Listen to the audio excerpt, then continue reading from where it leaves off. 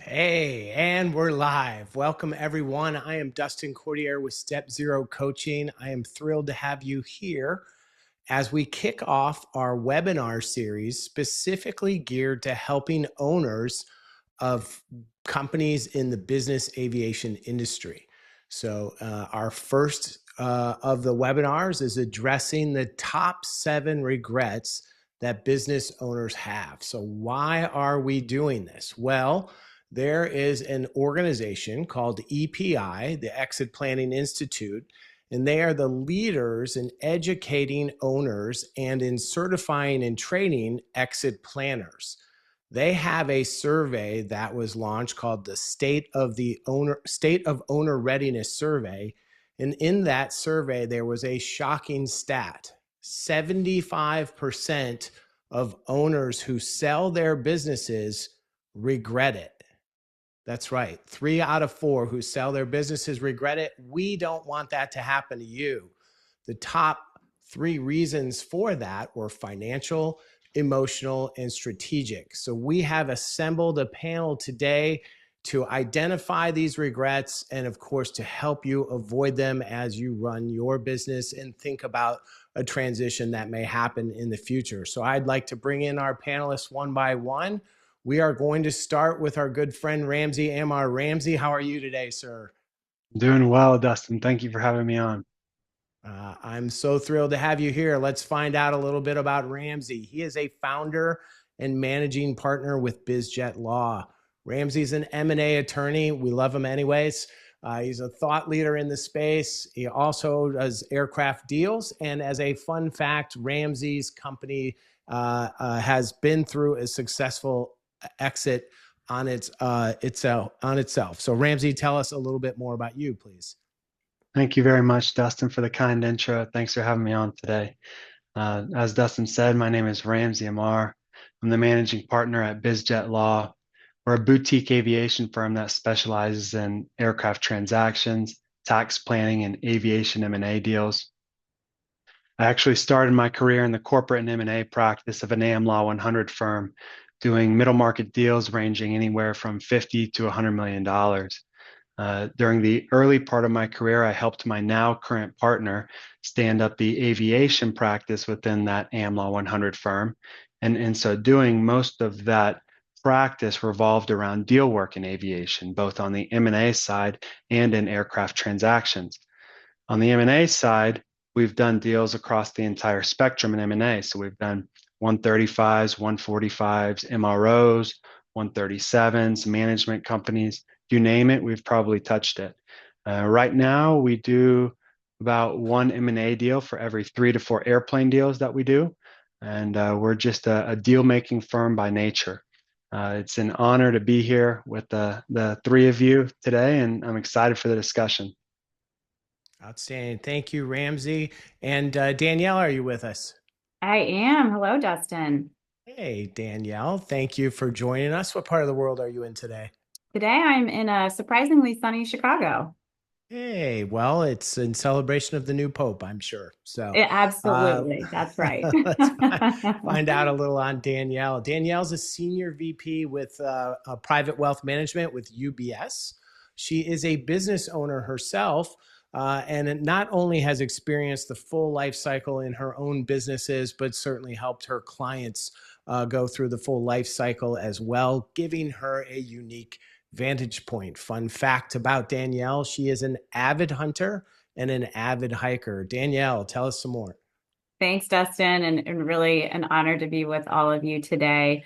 And you're right, as a fellow business owner, I speak everyone's language out there. My husband and I own a manufacturing business in Illinois. He operates it, and I'm over at UBS, which is the largest wealth management firm in the world. And so being on both sides of the table, I really do have that insider knowledge, if you will, of what it's like to sell a business and what it's also like to build a business. And so I have the privilege of guiding entrepreneurs and multi-generational family businesses through one of the most important transitions of their lives, and not just before the transaction, but long after, by helping steward the wealth that you are hopefully building and have built for potentially some of you. And you don't know what you don't know as a business owner. And that's where I come in. And my goal is to always provide the depth and breadth of insight families and business owners need to protect, grow, and enjoy what you've worked so hard to create. So I'm really thrilled to be here. And my fellow counterparts tease me because normally I have a few animals that are no longer with the living in my background. But today I kept it a little bit more neutral. So excited for the conversation ahead. Awesome. Well, we believe you, Danielle. And yes, you don't have your orange vest on today. So, Richard, I think we got a sneak peek of you before. Are you still with us? I am here, Dustin. How are you? Hey, I am outstanding. I'm sure it's hot down in Dallas, but we are thrilled to have you here. And a little bit about Richard. If you don't know him, he is the managing director of Aurum Capital Connect. He has 30 years of experience in the business aviation community. He's filled roles of board of director. He's had several executive roles throughout his career. He's also a member of the Salesmanship Club of Dallas. Fun fact about Richard for all our Longhorns out there, Richard can hook them too. So Richard, tell us a little more. Dustin, thanks for having me. It's a pleasure to be here. Yeah, I've spent over 30 years in business aviation. Started my career at a company called Canadair Challenger Inc., which was eventually bought by Bombardier. And kind of have run the gamut of everything from carrying a bag and selling airplanes to managing organizations to senior executive positions. I've been fortunate enough to have the opportunity to serve on some boards in the industry. Um, and I've seen high growth companies like Gulfstream, and I've been part of executive teams that unfortunately had to take a company through bankruptcy, Hawker Beechcraft. So seen a lot of different things. I pivoted into the banking space about 10 years ago when a family asked me to run a company that they had bought out in Salt Lake City. It was a firearms company. And then started a couple of businesses on my own, a consulting business and an insurance business. And then was fortunate enough to find my way back into aviation through the investment banking business with Aurum Capital. So, most proud of being a part of the Salesmanship Club. We have a tremendous nonprofit called the Momentous Institute, where we provide mental health services and teach kids social and emotional learning skills. We take pre-K through fifth graders, put them out in the Dallas Independent School District. 99% graduation rate from high school and an 86% matriculation rate to college. So that's something that gets me up every day. Outstanding service. Thank you, Richard. Thrilled to have you here, and wrapping it up with me as the final panelist. As I mentioned before, I'm the head coach and founder of StepZero Coaching.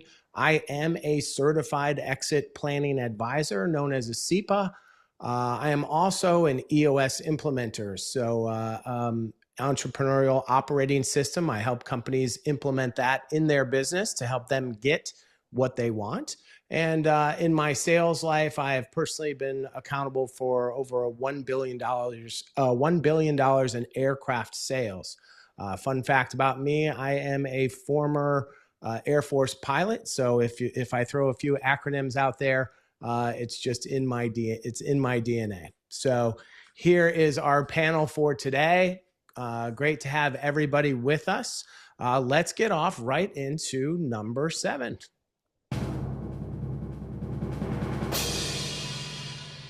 Okay, lucky number 7, ignoring wealth, estate, and tax planning. And before I really dive into that, I have to offer my disclaimer that UBS does not give tax or legal advice, so please always refer to your CPA and attorney. With that out of the way, this is a big topic and one that I'm really excited about because I never want anyone to underestimate the power of pre-transaction planning and really getting your internal house in order. So before thinking about deal terms or buyers or price, please protect what you've built. Every business owner needs basic estate planning in place, not just for taxes, but to also safeguard the wealth that you've built in your business, in your family, and the intentions of both. And there are a couple essential documents that I'm just going to briefly go over with you all today that I want you to have regardless of whether you're selling or you've sold. At any point, these are relevant. The first is a will, and that directs how assets are distributed after death. A revocable living trust, which helps you avoid probate and it keeps your matters private. A healthcare power of attorney, names someone to make medical decisions.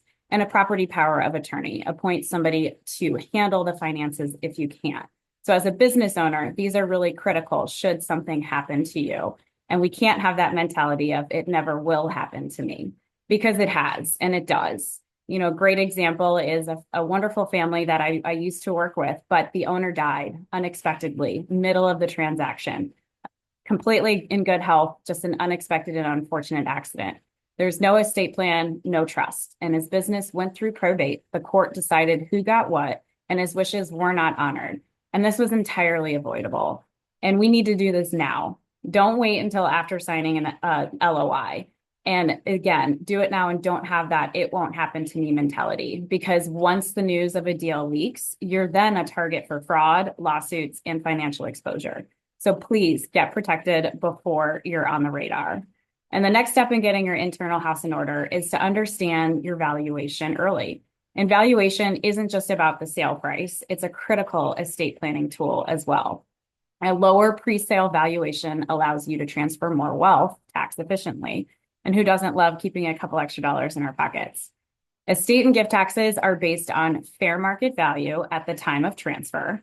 And there are discounts available out there for lack of control and marketability that can help reduce the reportable value of the shares that you might have in your business. And then gifting before an LOI can lock in lower valuations and save millions in taxes.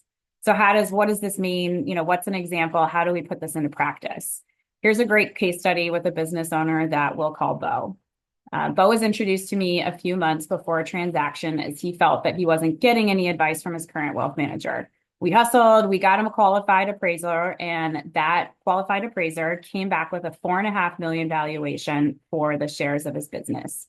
That appraisal came in just days before an LOI, which valued the shares of his business at $15 million. But because the LOI established a new fair market value and the timing of the appraisal was too close to the LOI, the IRS required the higher number of $15 million. So in seconds, Bo lost the chance to transfer $10.5 million out of his estate, which is effectively a 40% tax in unnecessary gift and estate taxes, because he didn't have the right advisors early enough to introduce these concepts to him with plenty of runway to plan. So if we found a lesson here, it's definitely that timing is everything. Once a sale is in motion, discount strategies often disappear. So please make time for this. You'll regret it if you do, but you won't regret it if you do, but you'll definitely regret it if you don't. And kind of building upon that valuation, and if you can take advantage of lower valuations, it's really wise to explore gifting, also called wealth transfer. The earlier, the better. And we can do this through gifting directly through trusts, or gifting directly through cash, moving appreciation out of your estate, and implementing strategies well in advance of a sale for maximum tax savings. And done right, these moves can actually not just create legacies and create wealth generation, but it can preserve that wealth instead of, again, giving that right back to the IRS. In 2025, the federal gift and estate exemption is $13.99 million per person, which is indexed annually for inflation, which allows a married couple to transfer up to $27.98 million without incurring that 40% federal gift tax. However, this historically high exemption is scheduled to sunset at the end of 2025, reverting back to $5 million per person indexed for inflation. So what this means is that the clock is ticking for folks to make substantial wealth transfers, which include shares of your business under these very, very favorable terms. Make this a priority. And take, for example, Bo, our business owner, who had the chance to give $4.5 million in his company shares. By using the current exemption, Bo could have removed both the $4.5 million and all its future appreciation from his taxable estate, entirely gift tax-free. And remember, that's a 40% tax. But because the LOI was signed without enough time to do effective planning, It was the $15 million valuation he had to use. So he could no longer get the shares at the $4.5 million valuation. The 15 million exceeded his lifetime gift exemption, potentially triggering a significant gift tax liability. And the 10.5 million in excess value was now locked into his taxable exposure and his estate. And finally, he also missed the opportunity to have future growth in value occur outside of his estate, protected in a trust for his heirs or from charity, and to keep it out of the hands of creditors and predators. So, moral of the story is let's keep that hard-earned money in our pockets. What do you say, Dustin? Does that sound like a good plan? Wow, what a lesson. So thank you, Danielle. On to number 6.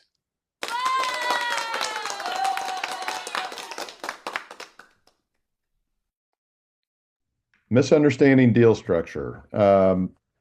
Let's talk a little bit about how these deals transact and how they come together. And the most common decision that somebody has to make when they're selling their company or their business is, are we going to do an asset sale versus a stock sale? Traditionally, sellers prefer stock sales because it's more simple, less complex. The capital gains treatment that they receive, they avoid recapture.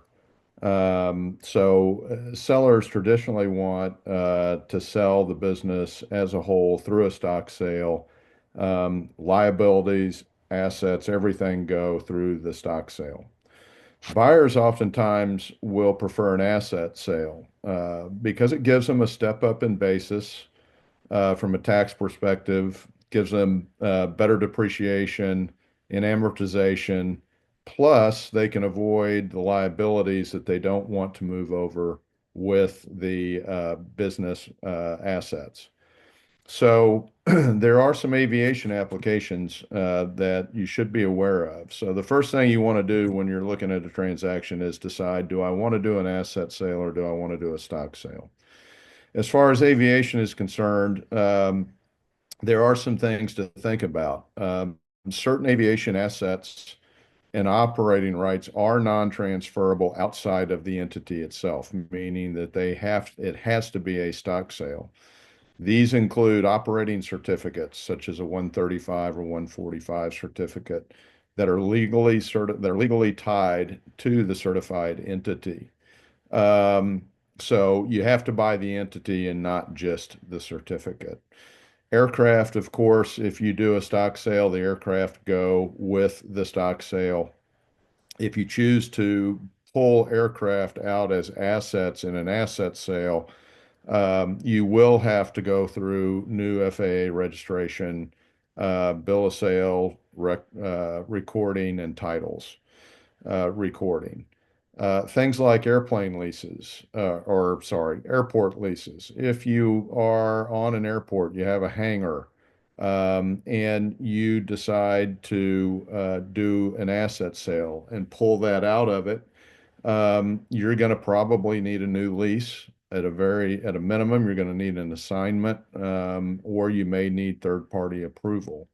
And then there's product and maintenance liabilities that can be left behind in an asset sale versus transferring with the business. So it is a very important part of the transaction. It's something that you need to look at the beginning of the transaction before you decide to sell your business.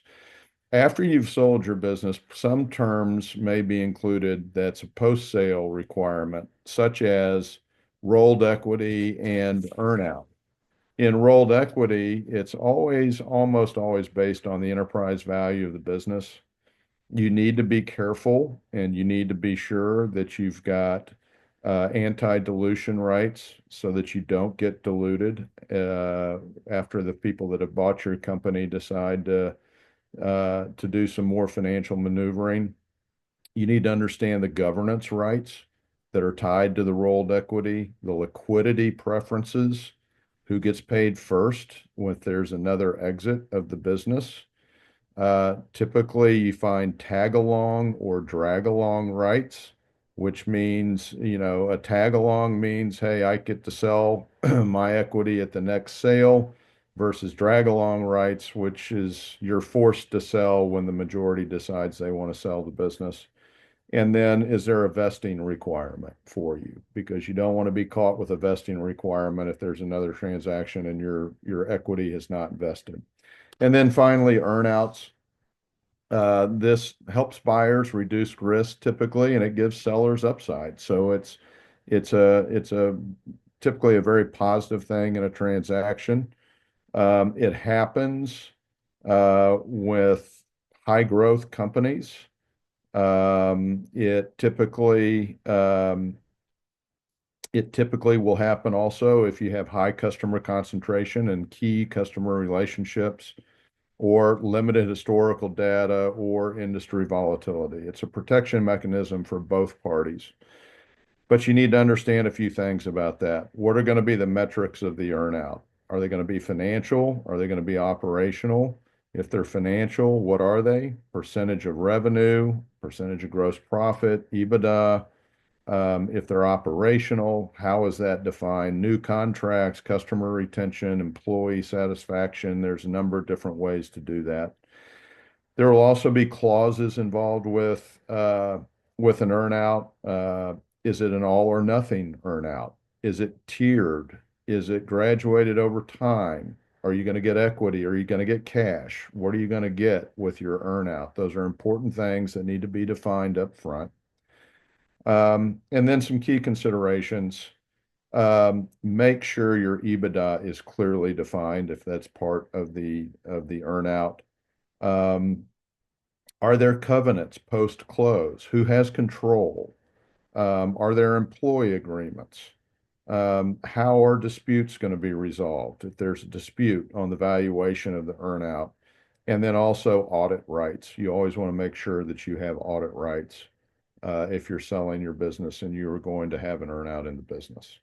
So those are some very high-level fundamental things that you should think about as far as deal structure and post-close go. Sounds like they need an attorney. Great timing there, Dustin, for inadequate legal preparation. So sellers definitely need to make sure that they're preparing long in advance. And I'm going to piggyback off of Richard here on the asset versus stock deal piece first, because the structure of a transaction can inform the amount of preparation that is required.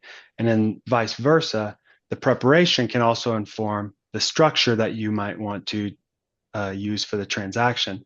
So for example, if you're a Part 135 company or a certificate holding company, or if you're a seller and you want to use the QSBS, Qualified Small Business Stock Exclusion, to get a tax benefit, then there's going to be a strong requirement or a likelihood that the deal will be structured as a stock deal. So if you're a seller, you should anticipate that you're going to have to undergo a significantly greater amount of due diligence by the buyer because they're going to be taking on your liabilities as well. In the inverse, if the deal is structured as an asset deal, you can expect less due diligence and less of a need to, quote unquote, get your house in order. So let's talk about some of those seller risks that might happen. When a buyer provides the seller with an LOI, normally that's going to be a nice, pretty number that gets the seller to execute the LOI. They're going to tell you how wonderful and sexy your company is. And then you get to the due diligence period.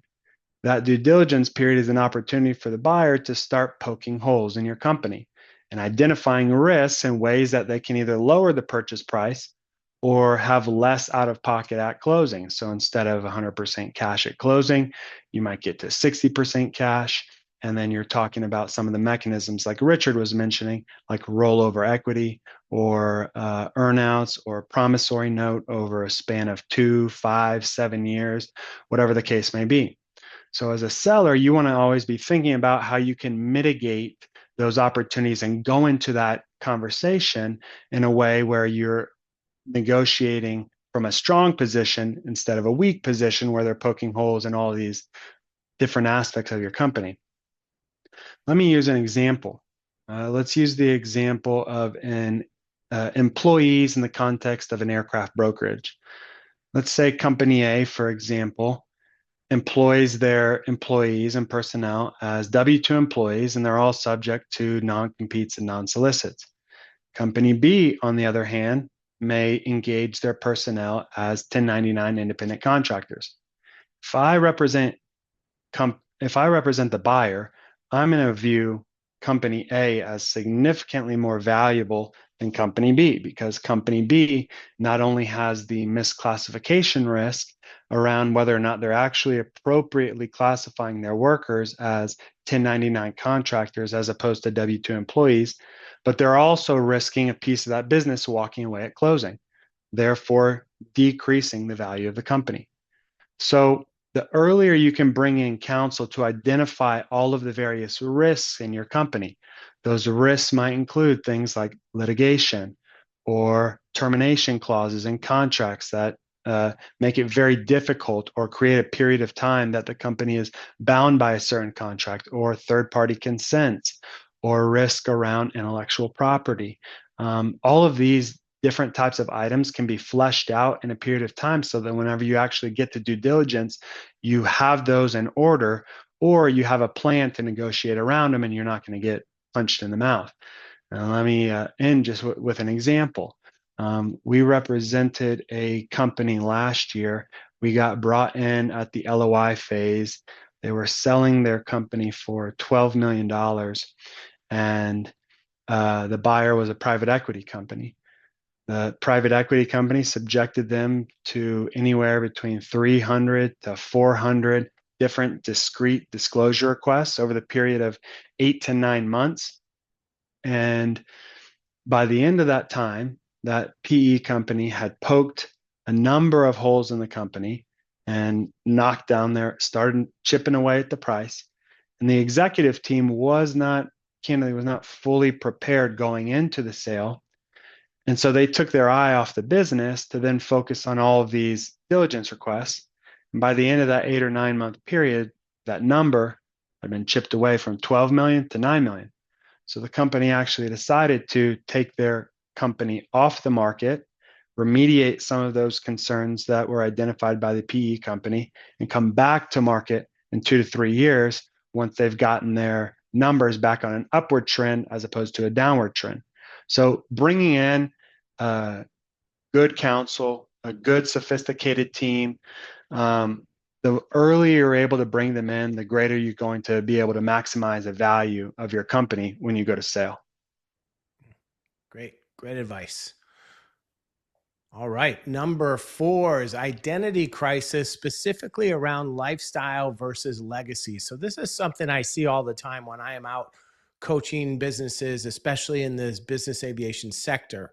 So what is a lifestyle business? A lifestyle business is a business that's really centered around the owner and maximizing that owner's income. They typically run very lean operations that are all focused in helping the owner make it rain. It's not uncommon for everyone's last name to be the same in this kind of company because they're keeping overhead low. So they're working in a niche sector that has very limited scalability, and the ability to exit or transition via sale may happen, but it's clearly undefined. Where a company that is actually focused on value creation, a legacy business, has a very different focus. So while income may be important, the focus is around growing value, and value is value is created when you create something that's transferable. The systems and the leadership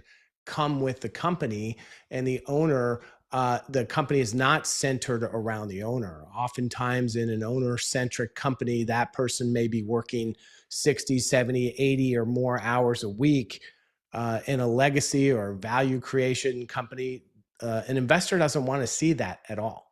They want to see investments in intangible capitals like people, systems, culture, and a diversified customer base. And you're creating something that's scalable and able to be de-risked through some of the techniques that Richard, Danielle, and Ramsey have already shared. This kind of company is also usually very intentional on exit planning and starting early in the process. So looking at them side by side, one is around the owner, where the other company, the value creation company, is around the systems and a professional leadership team. One is income focused versus growth oriented.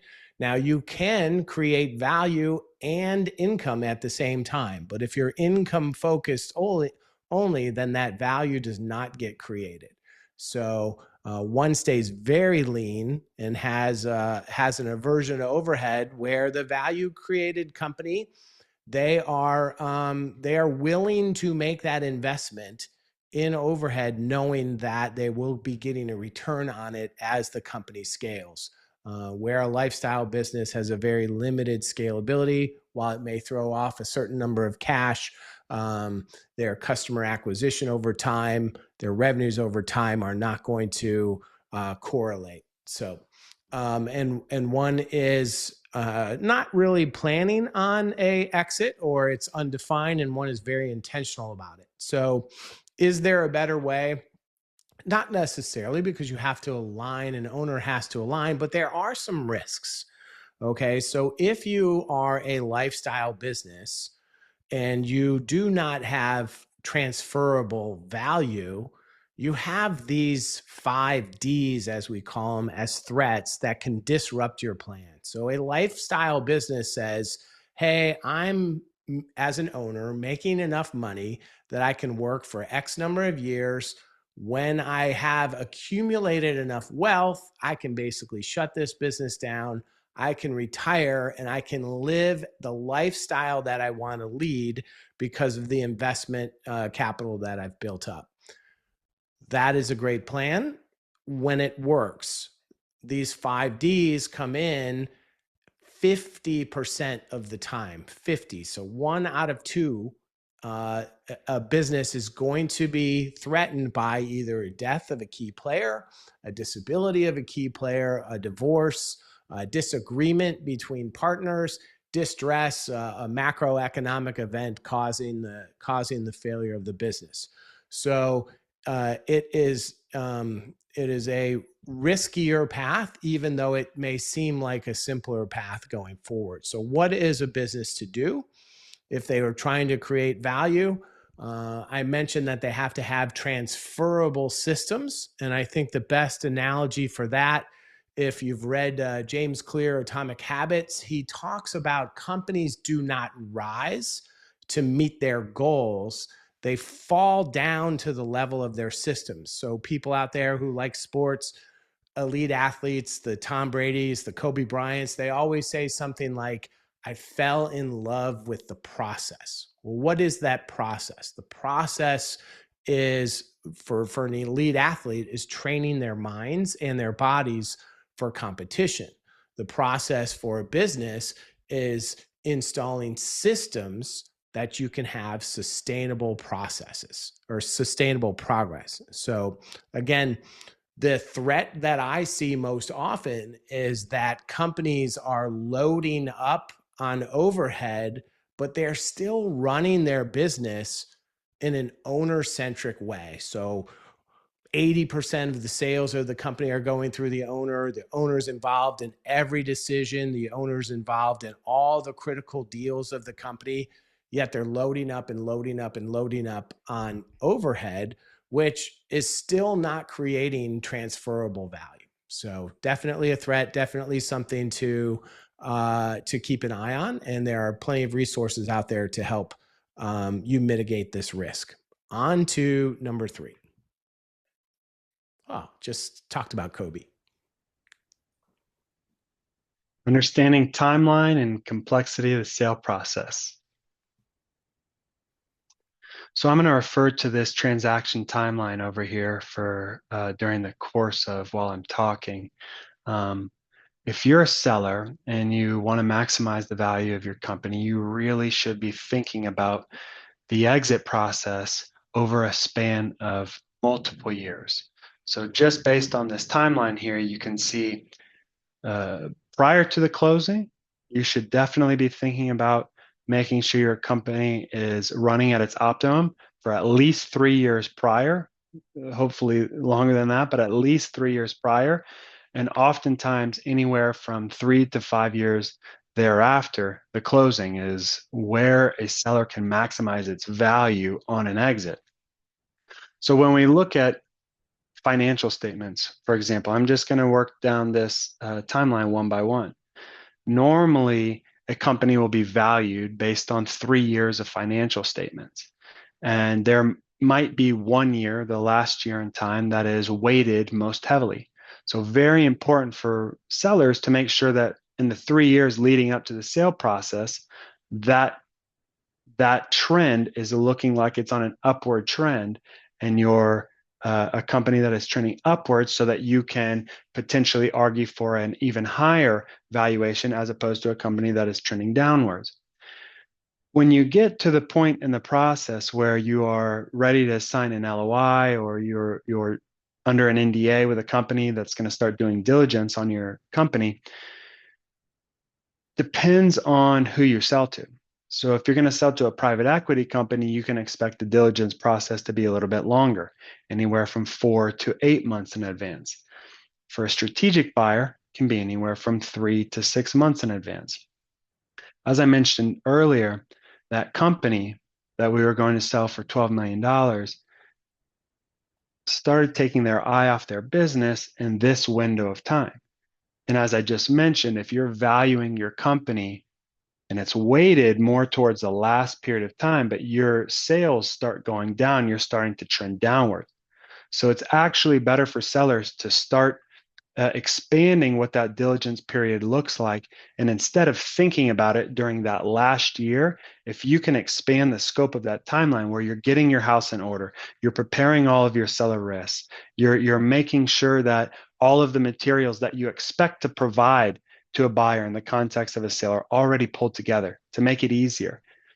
That way, the executive team can be focusing on making sure that the value of the company, especially in that last year, is continuing to rise instead of taking their eye off the business and going down. So let's say you get to closing. The purchase agreement and the closing process takes anywhere from 30 to 60 days. You get to closing. Here, sellers need to think about running through the finish line. The closing is not the finish line. The closing is just the middle part, because most of the time, a buyer is going to lock up a seller or their key personnel for employment agreements anywhere from between 12 and 36 months after closing. As Richard had indicated earlier, there might also be an earnout or a escrow holdback or a promissory note or a rollover equity that is in play. And all of those things likely depend on the ability for the seller, who's, let's presume they're key personnel that are going to continue on with the company, how those items are all earned, earnouts, the value of rollover equity, whether or not the entire amount of the promissory note is going to get paid out, depend on a seller's ability to continue to make sure that that company is performing at its optimum. 12 to 36 months post-closing. Let's get to this last piece here on the survival of reps and warranties. What's the point of survival and reps and warranties if you're a buyer? If you're a buyer, the point of reps and warranties is to have an ability to go back to the seller and say, the reps and warranties are what you're telling me this company is. It's the bill of goods that you're selling me. And if there's an opportunity for me to say that this company is not what you told me it was going to, and I have an opportunity to claw back money, then as a buyer, that's what I'm going to do. So I can, again, continue to poke holes in the company and look for ways to decrease the purchase price. So if you're a seller, you want that survival of your reps and warranties where a buyer can then bring an indemnity claim against your company. You want that survival period to be as little as possible, 6 months, 12 months, 18 months. Whereas if you're a buyer, you want to expand the scope of that. So making sure that you have good counsel whenever you go to negotiate the PA is definitely a common regret that I see amongst sellers, is making sure that they've gotten the appropriate counsel to look through all of the fine print to make sure that 5 years from now, the buyer's not going to come after and try and claw back a significant amount of money. So in sum, for sellers on this particular topic, be ready for a lengthy process. Think about it in terms of years. Don't take your eye off the business and run through the finish line all the way towards the end of that survival period and the earnout and promissory note period. Back to you, Dustin. Great advice. All right, number 2. Okay, poor planning and working capital management. I'm going to piggyback a lot on what Ramsey said there, because he's exactly right. You need to be thinking about a timeline that's in more so years than months when you begin this process of selling your business. I'll tell you from an investment banking standpoint, we usually work for anywhere from 8 to 18 months with a client before we're really on market and out there and in the middle of a transaction. So you can plan on, 12 to 18 months is not abnormal at all when you're looking at a transaction. And as Ramsey mentioned before, LOI clarity and detail is super important. And I will say this, I think that it is very important that you always have good counsel and that you always have good advisors working with you. And we recommend to every client that we work with, please get good counsel and let us work with them to give you the best ability to have the best exit that you can. So what we typically see is the transaction starts off as somebody, comes in, they want to buy your business. They're going to offer you the world. They're going to offer you this great cash deal. It's going to be super easy. It's all this stuff. If you don't put the work in on the LOI in the front end and put enough detail and clarity in it, it oftentimes comes back not to necessarily bite you, but it makes the transaction a little sloppier as you go on because you're consistently going back and negotiating pieces of the LOI and renegotiating. And terms do change as due diligence happens. And so really where we come in as these terms change is you want your advisor and you want your legal counsel to be the guys that are translating these changes for you. And what does that mean for you as a seller in this process? So, so that leads me to the next thing, which is working capital. And I've yet to see a deal where there weren't, significant discussions or negotiations around the working capital. It's a negotiation in every transaction. Obviously, the seller wants to take as much cash out of the business as he can. The buyer wants to keep as much cash in the business as they can. So you're naturally at odds, and that's going to be a discussion and a negotiation. When I say cash-free, debt-free, it's, that's the simplest way to do it. Hey, you're buying my business. There are no liabilities. I keep the cash. You take the business without any liabilities, without any debt, and, peace. And we go on. But that unfortunately doesn't happen quite often. Everything is subject to what somebody defines as an ordinary level of working capital, right? And some examples of this. Let's say you have a conservative owner who's selling their business. They are super conservative. They've always kept a lot of cash on hand with the business when they're trying to sell the business. Well, the buyer comes in and says, well, that's just normal. This is normal working capital that you need for the business. We want all that cash. We're representing that seller going, no. He's super conservative. We've done the due diligence.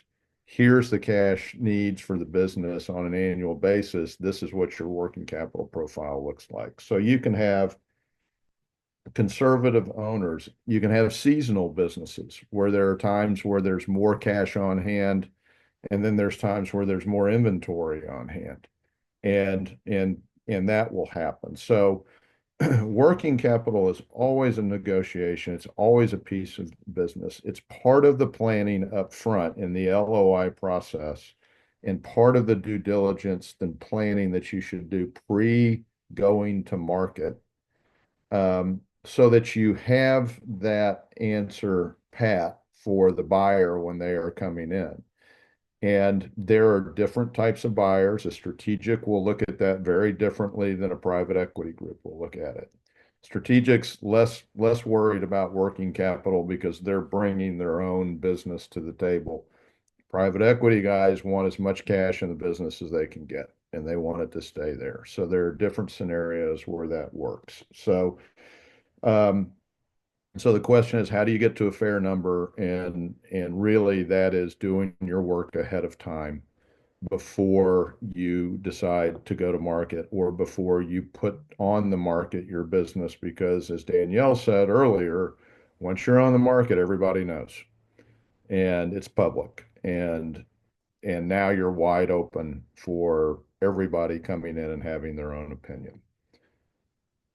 Excellent. Thank you, Richard. All right, Danielle, take us home. All right. Last but not least, waiting too long to build your team.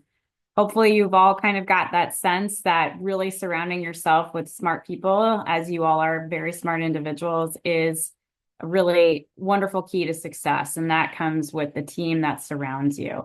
And when we are talking about business sales, proactive planning, in my opinion, isn't optional. It's very much essential. And if somebody says, does planning really matter right now? I might be 3 years away. And the answer is always going to be yes. There is no downside. Delaying estate and financial planning can absolutely lead to some severe missed opportunities and tremendous regrets post-sale.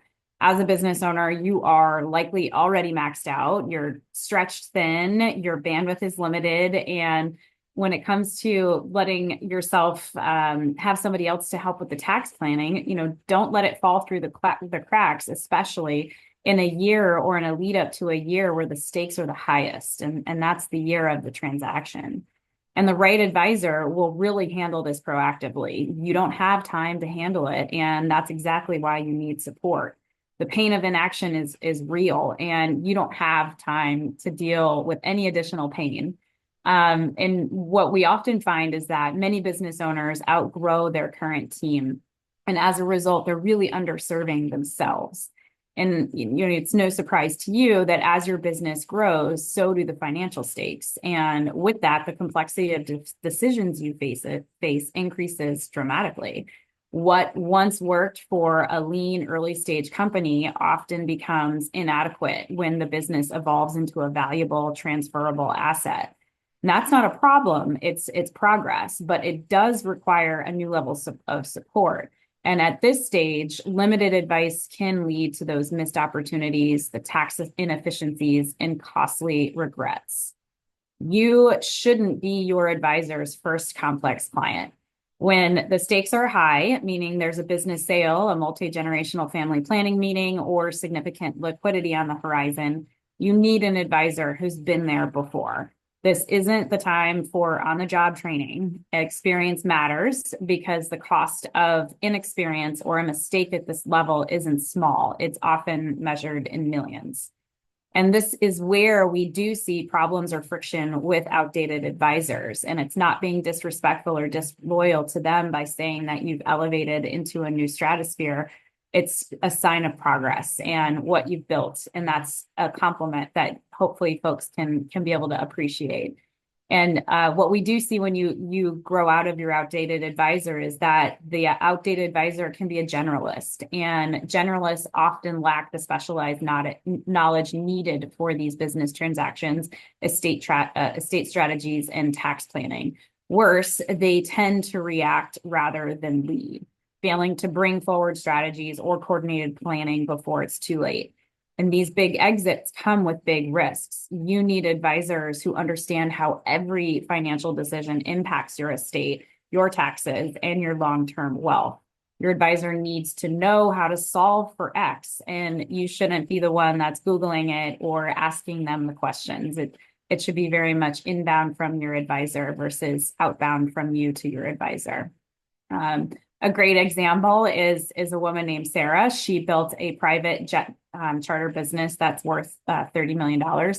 As she prepared to sell, her advisors missed critical opportunities. No mention of the 2025 lifetime gift exemption I shared earlier, no discount valuation or estate strategies in place. Thankfully, I was introduced to Sarah a year before she fully went to market. And together, we were able to transfer non-controlling shares to a grantor trust using these valuation discounts. We also set up a charitable lead trust to reduce income taxes and support causes that she really loved.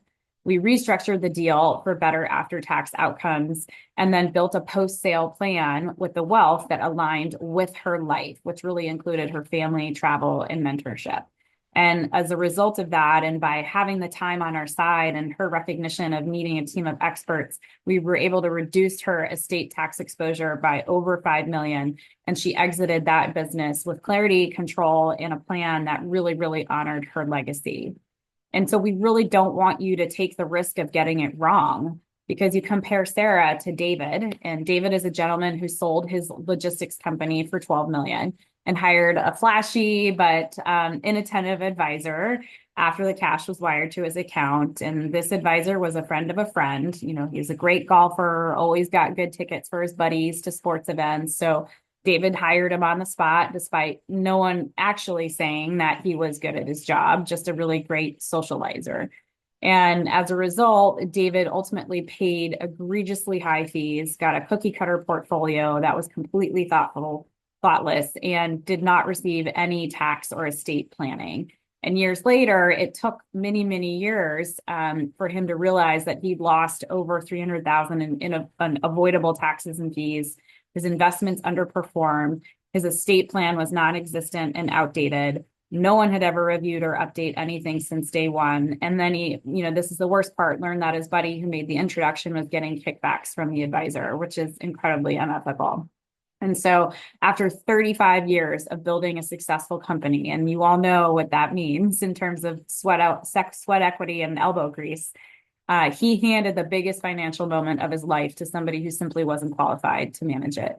And he skipped the due diligence, skipped the timeline. There was no question, there was no vetting. And the result was that hard work and value was eroded by poor advice, high fees, and missed opportunities. So we say do this early and do it now. Because when it comes to preserving your life's work, choosing the wrong advisor isn't just a mistake, it's a costly failure of judgment, and it can be avoided. And the solution to this is to find a team who leads with strategy and not reaction. So with in terms of what I do in wealth management, in my opinion, a strong wealth manager isn't just an investor. We're not here to just babysit your portfolio. We're your financial quarterback before the deal, during the deal, and after the deal. They coordinate your CPA, your attorney, and your estate team to ensure that your sale is tax efficient, your wealth is protected and aligned with your values, and that your plan adapts through all chapters of your life. And so if some of these concepts that we've been talking with you about today are new, that could be a really good indicator that you've potentially outgrown your current service model, and it's time to kind of level up the bench, because when you do, you're really investing in yourself.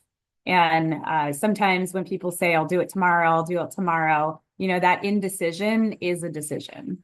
And so don't wait. The right team can turn your biggest transaction into your greatest opportunity and really preserve the legacy that you've worked so hard to build. And how we started, me sharing that out on both sides of the deal as a business owner myself, but in the position I am as a wealth manager.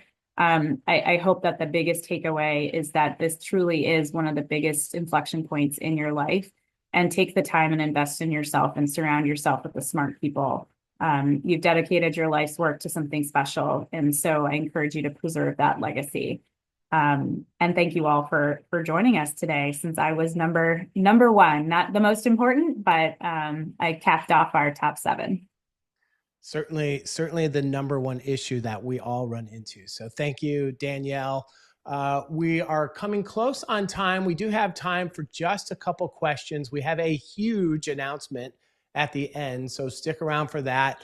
If you want to raise your hand or type in a question in the Q&A, I'll call that out. I did get sent a couple here. So like I said, we have time for just a couple. Ramsey, I got a question. It's clear that we want to bring an M&A attorney in early, but how do they differ from a general counsel? When would you bring which one in?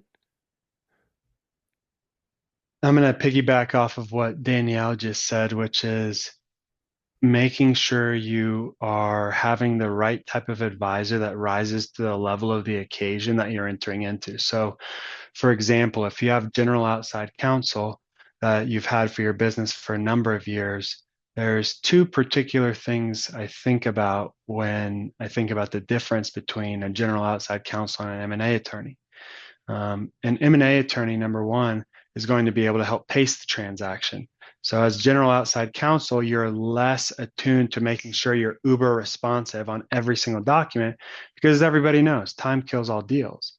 And as an M&A attorney, you are trained to ensure that you are flipping documents and you're flipping through the process as quickly as you possibly can. If you think about it, you're an M&A attorney is sort of like an Olympic sprinter as opposed to a marathon runner. Is when those deals hit, they're trained to sprint and they're going to go till the middle of the night or work on weekends to make sure that they close deals. The second difference I'll say with the M&A attorney and outside general counsel is the expertise. And let me just give you an example here. Is whenever we were talking about survival and of reps and warranties and how you might negotiate those provisions to keep as much cash in your pocket as you possibly can. Let's take a general example of a rep and warranty that says unsophisticated or non-M&A counsel might be okay with a rep that says at all times this business has been in compliance with laws. That outside general counsel might be okay as well with an extended survival period of 2 or 3 years. If you bring in M&A counsel, they're going to qualify that representation to say something like, to the knowledge of seller, they have been in compliance with laws, and that M&A counsel might also decrease the survival period to 12 months. So let's say you sold your company for $20 million, and there's a litigation that comes based on compliance with laws the seller did not know about at 18 months. Under a non-M&A counsel's version of those documents, the seller is liable. On an M&A counsel's version of the documents, the buyer is liable and you keep $2 million in your pocket. So it's attention to that kind of detail that M&A counsel is normally attuned to and should be able to ensure that they negotiate to the maximum on behalf of the seller. Excellent. Thank you, Ramsey. Okay. Unfortunately, we're getting close on our time here, so I'm sure there's other questions out there. If you want to ask, continue the questions, get a hold of us directly. Here's the easiest way to reach us. So while you are scanning those QR codes, why don't we start with a couple of words of wisdom? If you were going to summarize one thing to send people off with, Richard, what would you tell them? What I would tell them is the return on investment of an excellent attorney, investment advisor, and banker will more than pay for itself when you're selling your business. It seems like a big investment up front, but as you've heard today through the stories, it's really not a lot when it comes to the end result of getting the deal that you want to get for your business and your family. I mean, most likely this is your life's work. You deserve to get a good outcome. And the way to get a good outcome is to have a good team and to make that investment on the front end. 100%. Okay, on to hold on, Danielle. I'm getting some news here. Whoa.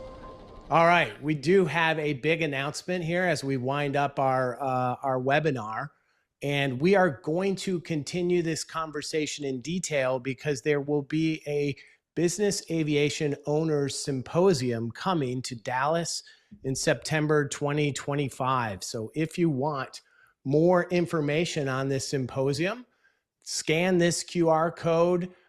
It will take you to this landing site where you can sign up to receive more information. It's no commitments here. It's just about staying informed about the event that will be on the 11th of September in Dallas, with a networking event the evening of the 10th.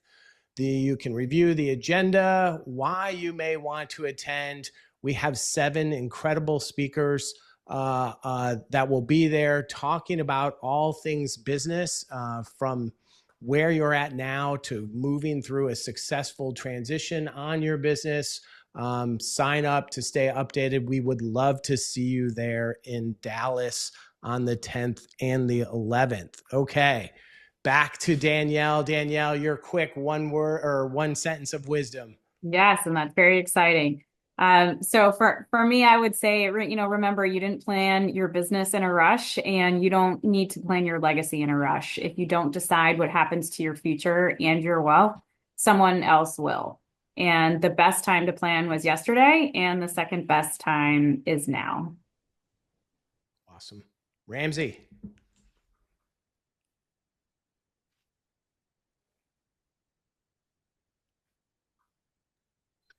I will use the wise words of Mike Tyson. Everyone has a plan until they get punched in the mouth. Do not get punched in the mouth. Be proactive, assemble the right team, and that'll maximize your value. Awesome. Awesome. Well, I am going to give mine here as I throw up the QR code again for the BizAv Symposium.